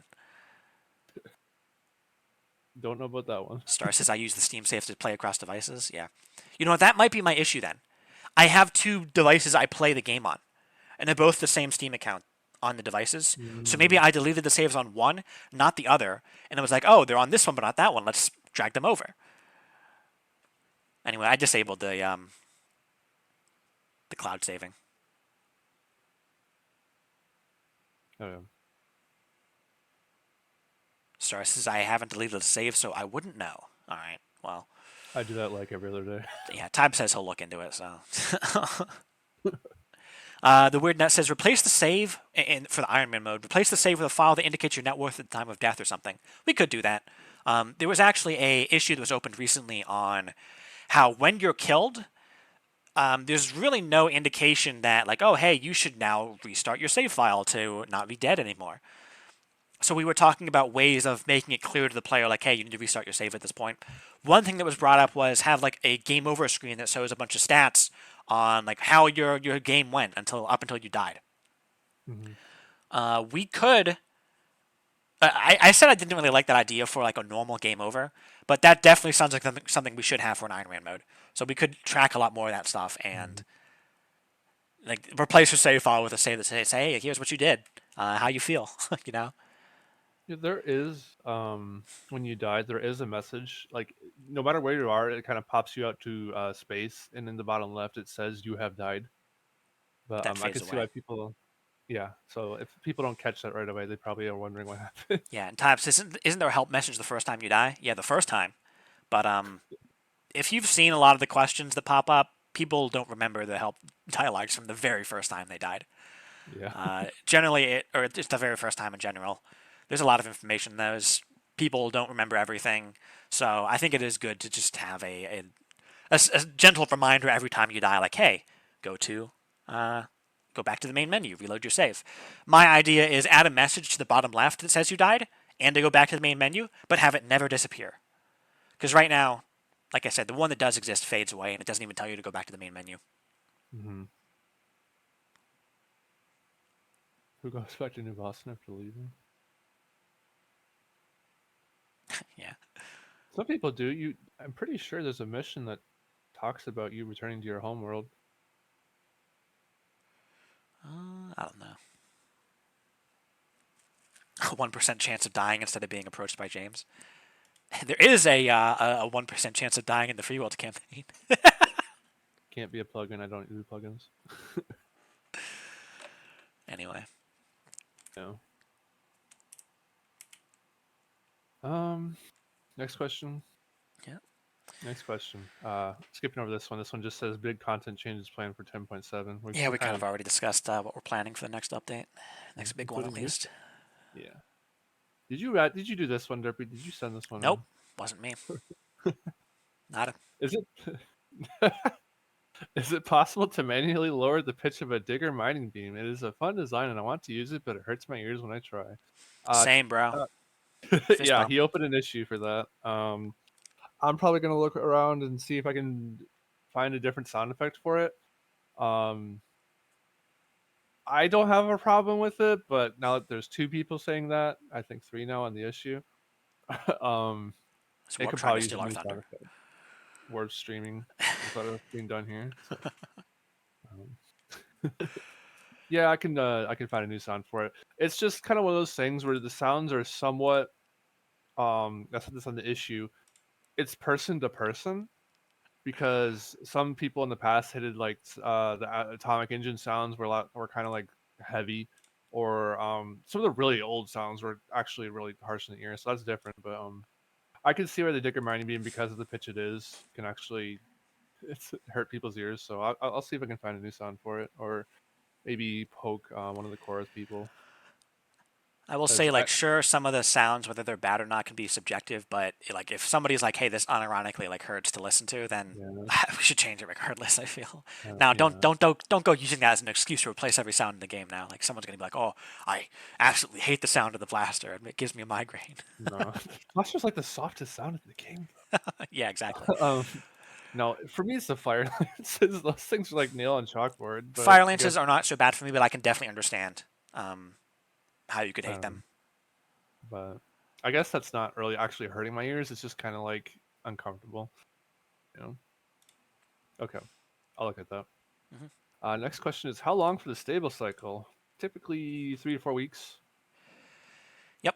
So either the 17th or the 24th is when the stable update is probably coming out. Yep. And then usually unstables are 4 to 6 months. So depending on how much content we're throwing into it, which what we've said so far is quite a 4 bit. to 6. That's the old time. We're doing like 3 to 4 months now. 3 to 4? I thought it was 4 to 5 now, but no, it's okay. like 3 to 4 months. 3 to 4. All right. 3 to 4. It's like 3 to 4 months for the so like June-ish. big ones, yeah, and then 3 to 4 weeks for the small stuff. When it's 10.7? Oh, so like if it's 3 to 4, it'd be like late June if we're saying 4. So if you go to GitHub and go to the issues page, to the right of the search bar, there are 2 buttons, label and milestone, and to the left of the new issue button, the milestones button. Yeah, Click on the milestones button, and that will show you all of our current milestones. We already have a 0.10.7 milestone, so if you see an issue or pull request that is marked for that, it's not going to be in the next update. Most likely, that is. It's going to be in the next update, being the small stable update. It's going to be in the next big update. That I would have marked down for May 25th. So that can move, but that is the current potential time. Let's go. Something I'll note too, this isn't like formalized anywhere, but what I've been trying to do is we already have fireside chats or campfire chats, whatever we call these, the first Saturday of every month. I don't want updates landing on the first Saturday, because then we would be pushing out the update while we're in the chat, you know. Yeah. So updates aren't going to be on the first Saturdays, but I do want updates to be on Saturdays, because that's just the time that kind of works best for the team for pushing updates. And also it's on the weekend, so you know it's nice for people to be able to hop onto the game on a weekend after an update has come out. It's basically just the best time for us to push updates. So updates will be a Saturday, but they can't be the first, so we have second, third, or fourth. I would rather them not be on the second Saturday, so I'm kind of moving toward like third or fourth Saturday of every month is when we would be pushing updates. So 3 to 4 weeks for a stable update, well, that puts us at the third or fourth week of the month. Because if the stable updates always come out the last Saturday of a month, as an example, then, it lines up well, is basically what I'm saying. So I think I just looked at February, and I was like, all right, which 3 months forward from there? 1, 2, 3, that's May. All right, last week of May. Last Saturday of May. Stick to the update there. If we push it forward from there, it would be like the 29th of June, just another full month. So mark your calendars then. Every first Saturday, Campfire chat. Every last Saturday, potential for a update. But if you want to know the exact day that things are scheduled, check the milestones tab on GitHub. Or if you go to ESL2, you could play the update right away and possibly break your save. We not responsible for the continuous version of the game eating your kittens or what have you. The old Ziproot asks, classic. "There's two?" Yeah, that's a question I have too. I've never actually dug into it. Why is it called ESL2? Is it because we had the nightly builds first? Maybe. It's never been explained Maybe to me. the first one broke. To go ask MCO. Okay. Yeah. Next one. This is by Demolish because he explicitly put his name in the question. Putting this out there is a quick question for the devs. Parentheses Demolish. Would there be any interest in a mission chain to set up a universal outfitter shipyard in the base game, limited to what makes sense, human high mostly, with others limited to plugin extensions? Or is this something that I should aim to just be a plugin only? Since if there is no chance of it ever getting in game, it lets me be more lenient, but I'd like to be in the base game so any plugin developer will have a baseline to jump off of if they want to add their own extension to it.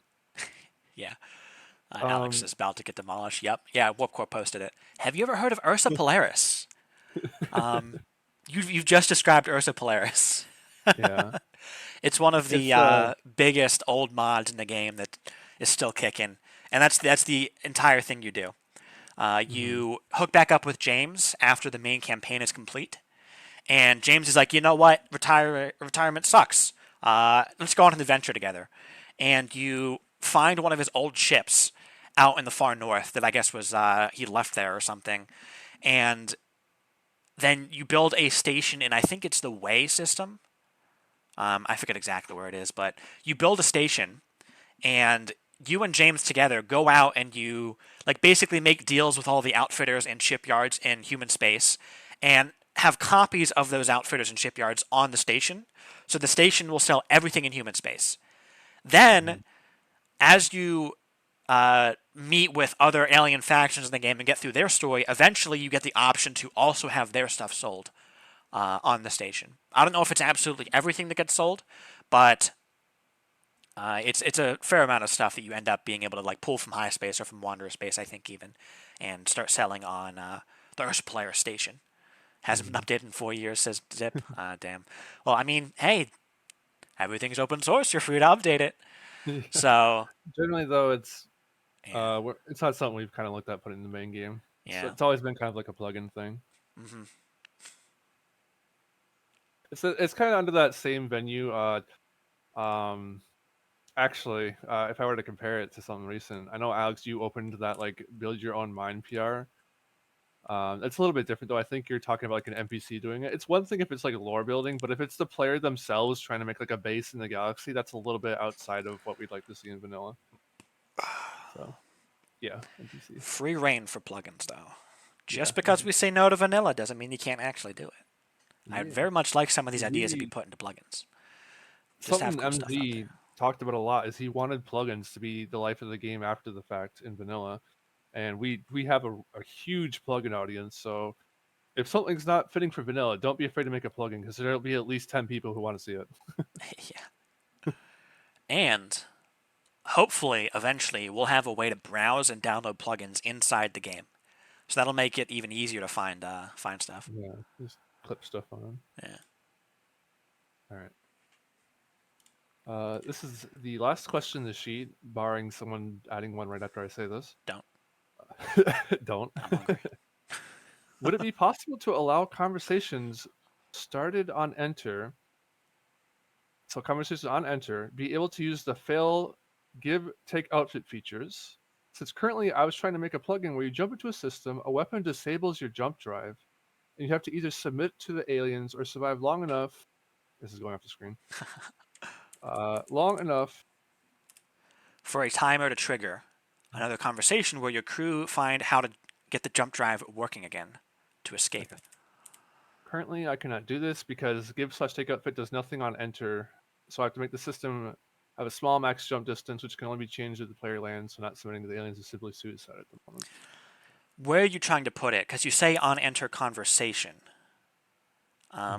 Conversations in general, can they give and take outfits? I think they actually can. Don't you need to add There's action some to it? things that conversation actions can't do. The on enter action itself, I'd be surprised if that's not actually working right now. Actually, maybe not. I don't know. It might be some sort of The safeguard that's like on-enter you can stuff's a only give or bit- take on a planet. Yeah. Let me check. Yeah. We'll pull up the code right now. Doing it live. All right. Do action is the thing. No. Trying to find where the actions are actually run. Demolish says on enter the system which triggers a conversation. On entering the system which triggers a conversation, if it's a conversation on a planet or boarding does it, but in flight it doesn't work. All right, so there is a mission function called enter. Perform any on-enter actions associated with the current system. Returns true if an action was performed. It finds the on-enter action for this system. If it's not at the end, and you didn't enter this system before, and it can be done by you. What determines if an action can be done? Then we do the action and say, okay, we entered this system. So that is all in the mission action file, missionaction.cpp, can be done. A action can be done if you have enough credits for whatever it's trying to steal from you. It goes through all the outfits. If this outfit is being given, then the player doesn't need to have it. So we don't care about outfits that are being given to you. Outfits may be taken from the flagship. If landed, they may be also taken from the cargo hold of your collected ships. If boarding, consider only the flagship's cargo hold. If in flight, show the mission status by checking the cargo holds of ships that have contributed to the player's cargo if landed. So we are checking how many outfits your ship has. And if we're boarding a ship, we're counting all your ships, or just your flagship. But otherwise, we're counting all your ships together. Actually, we're technically counting your pooled cargo, which is going to be empty when you're in flight. So it won't take from your.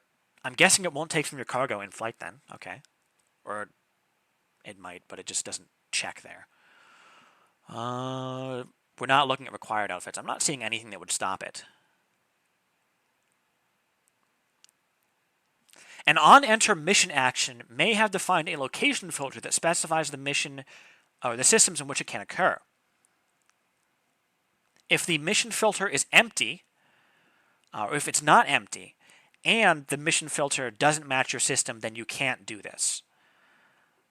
Although, it sounds like you're getting the conversation, but you're not getting the outfits removed. So can be done is true, which means we are moving down to do when we actually do the action. All right, great. That just displays conversations. And then it runs to game actions do. All right, running all over the place in the code base here. So game action. When game action does something, what does that look at?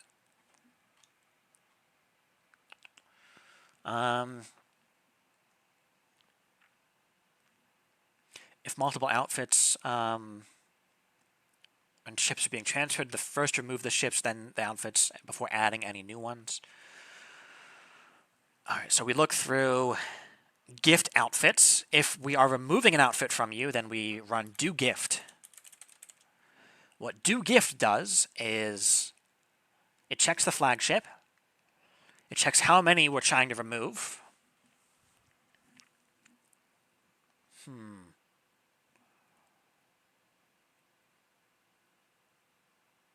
checks your cargo. If not landed, transfers must be done into the flagship's cargo. So we're checking if you're landed. It can't remove from your cargo. Or it's trying to only remove from your cargo then. It's not trying to steal it off of the ship itself. That's what's happening there. Yeah. Yeah, if not landed, transfers must be done into the flagship's cargo. Blah, blah, blah. We grab your cargo. If you're not landed, we check how many you have in your cargo hold. If count is less than 0 and your cargo count is greater than that value, blah, blah, blah. We've removed from your cargo hold first. Hold on. If we haven't removed anything from your cargo hold, then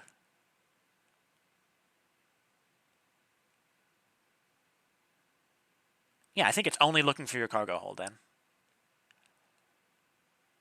Actually, hold on.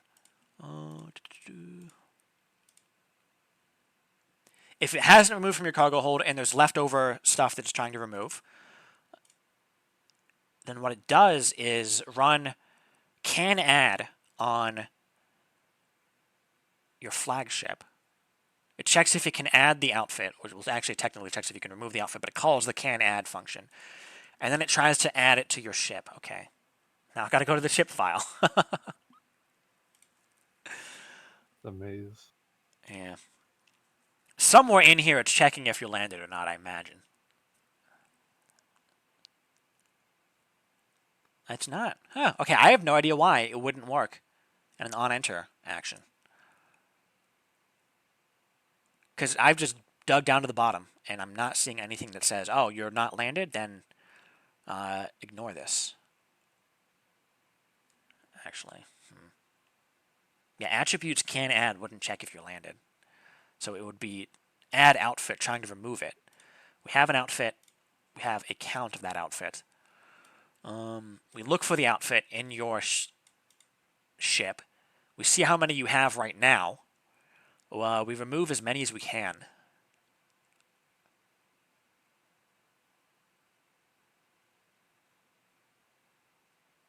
And then we recalculate a bunch of stuff. So yeah, not sure. Can you stream this on Discord, says Tybe? I've already gone to the bottom. I don't want to retrace my steps again.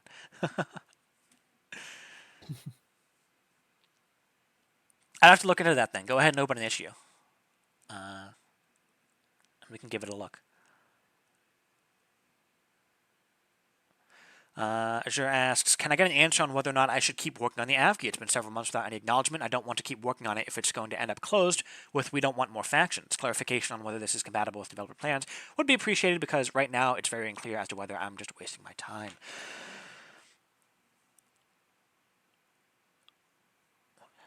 I won't say no because of the reason of we don't want more factions. I'm fine with adding more factions at this point. It's really just a matter of there's other stuff to get to. So, AvG is just unfortunately low on the list. As for the specifics of what the AvG are, I would have to look into the pull request in more detail, and I'm sure we could hash out details on how we could, how things might need to change. It's not an outright no, though. I do want to actually eventually look at it. So if that's all you're looking for, yeah, he says I'm not asking for it to be a priority. All right, cool. Yeah, then. I'm asking whether it'll just end up being nuked immediately once you actually take a look at it. Probably not. If there's anything I don't like, I would much prefer that we work out something that we both like rather than completely toss everything. Put Warp in charge of reviewing it. I don't think that increases your odds. I'd say the same thing for the artwork of it as well. Yeah. I will note, which for anything that we want to outright close eventually, we're trying to do those a bit sooner rather than later. So, if it's been around for several months, then odds are we aren't going to immediately close it the second we look at it. Because, I mean, we've seen that it's open. We just, we haven't commented on it because we're not in position to review it. But if it's something that we would close even when we did review it and we knew that beforehand, we would just say that. Be like, okay, we don't want this. Yeah. I've been meaning to if there's something we think we should close or we need to look at, maybe we should be going about it a bit quicker. If not that, it's just going to come down to, like I said earlier, with documentation. Like perhaps it will be better once we have like clear examples of what we're not really looking for. So If I had to make you choose, Azure, Star Map or Avgi, which would you choose? You only get one. Because he asked, he says you aren't allowed to close the Starry Map. Wolfie asks, what's the average lifespan of a pull request? We actually, Hector dug up a bunch of stats before, and we actually ran the numbers on that. I haven't updated it in a bit, but let me see. I think I broke it down by year. Okay, yeah, I have it broken down by year. And it looks like these numbers are all over the place. I'll just run through. The average, so these first numbers are how long it takes for a pull request to be resolved. So that is either closed or merged. And it is not including stuff that is still open. Back in 2015, it was less than a day. It took 0.9 days for the average pull request to be resolved in 2015. Now, granted, that was when the game was started and there were not very many pull requests being opened. In 2016, when the game started to get popular, the average number of days was 23. In 2017, that increased to 44. In 2018, it increased to 69 and a half. In 2019, it was about 55, so a bit quicker in 2019. In 2020, about 55 again. In 2021, about 58, so slightly higher. In 2022, 83. It spiked a bit there because we had a lot of stuff opened that year. Then in 2023, at least the last time I ran these numbers, I don't think they're up to date fully. But when I ran these numbers, the average in 2023 at the time was 43 days for a pull request to go from open to either closed or resolved, not including stuff that is still open.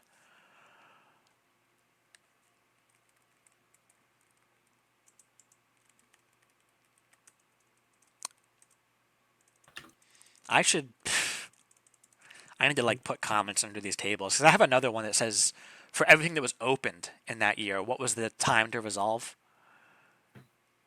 Oh yeah, those first numbers was if it was opened and resolved in the same year. No. It was just what year was it resolved. So anything that was resolved in 2015, if it was resolved in 2015, it was an average of less than a day. This other one is what year was it opened and how long did it take to resolve, still excluding stuff that is still opened. So for anything that was opened in 2015, the average number of days for it to be resolved was 37. In 2016, it was 51. In 2017, it was 80. In 2018, it was 96. In 2019, it was 129 days. I'm pretty sure that was when MZ disappeared. In 2020, it dropped down to 54. In 2021, it was 81. In 2022, it was 30. And last year, it was 17. But again, this is not counting stuff that is still open. The average is 56. The total average is 56. For anything that has been merged or closed, on average, it's 56 days to get there.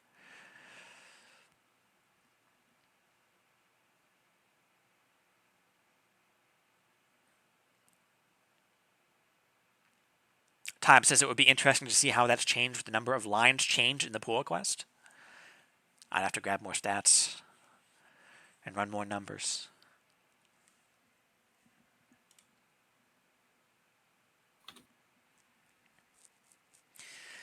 All right, well, no new questions have come in, and I'm rather hungry now. So I would like to wrap this up. Yep, we're on the hour. Yep, we're at 2 hours now, and that's generally how long these go. Any final comments Just I mean, like, just small stuff 2 second to questions. respond to real quickly.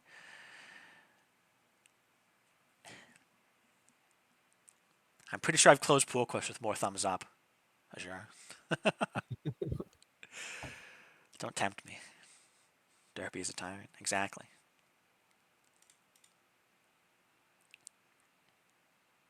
What color the C core be? Are they not red right now? I did say you say they're orange at the moment. Yeah. But you the C core should be just pirate red. but you 'cause they also don't said you got it from a wiki. Right? Maybe What do you double mean? check the wiki. Ziproot asks a question that was already asked. How will Hyreville take into account the Republic and Syndicate campaigns? It is designed to be malleable. We have places to put missions for those, for when those are done. And the idea is that the introduction will leave you off at the same point, regardless of which campaign you did. It's just that who you talk to during the introduction will change. And then the start will be the same for everyone probably, but there might be parts in the middle that are different depending on who you know. I think. Hold on, let me back up a sec. What color the C core be? Are you asking if like they have like a paint job? If you do something with them, they probably won't. Right now they're just kind of merged. They use the pirate government, but if you're talking about if they have like mission specific ships, I'd imagine. I don't. I'm not sure if they'd have a different color. If they do, we'll let you know. But right now they don't. So, what's that? Map Otherwise, do work when he asks. We're doing it in pieces, my guy. No affiliate permanently planned for the free worlds. So the C core is only one like small pirate faction in the overall scheme of pirates. For the pirate campaign, like as a whole, I'd imagine you get red, like pirates do. C core is just one facet of it. We're planning on expanding pirates overall in the coming update. Never, Azure. We're never expanding the galaxy spread again. I don't think we need to. If we somehow fill what we have, that's enough. We Yeah. don't need more. Don't get greedy. Marauder sales at pirate homeworlds win. Probably never. I don't know. The intention of Marauder ships is that they're supposed to be rare and difficult to get your hands on, so I feel like selling them would kind of cheapen the purpose of them. Mm. Yeah, you could stack up and capture them, but that's, I mean, at that point, you're probably capturing a bunch of them already. Yeah, we have talked about maybe selling some of the smaller ones, but some of the biggest ones, like the heavy warship Marauders, those should probably stay. As Falcon, Leviathan, yeah, yeah.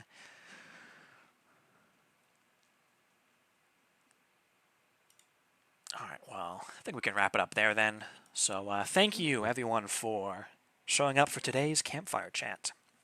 A reminder that we do these the first Saturday of every month at the same time. So next month, we will be doing it on the 2nd of March. Another reminder, we will have a minor update later this month, either on the 17th or 24th. That is just going to be a bug fix update for anything that came in from this past major release. Don't expect too much in terms of new content then, although there will be a few small content additions as well. Another minor update, more mining stuff? I mean, I do want to add a bit more. I want to fix the tractor beams so that they don't. If you have multiple tractor beams, you don't screw yourself over. But Derpy merged bad code. No. I merged code that was acceptable enough. That's only what I do. Yup. You merge code? I mean, not code. I merged .txt files. It's code enough for him. That's what I'm saying, dude. You merge writing code, I merge image code, and Derpy merges code. Mm-hmm. All right. Anything you guys want to sign off with? If you asked a question or you want to ask a question that we didn't get to today, go ahead and jump into the pins and put it in the box anyways. We'll have it for next time. As for that, from my end, look forward to more pirate stuff next update. Warp says come watch his stream. So that's Yeah, go watch his stream. his sign off. Wizrad, anything from you? Thanks for coming. Yeah. If Warp dies in his stream, yell at him. Yep. All right. See ya. Alrighty. See you. Bye, y'all. Have a good one. Thanks for coming.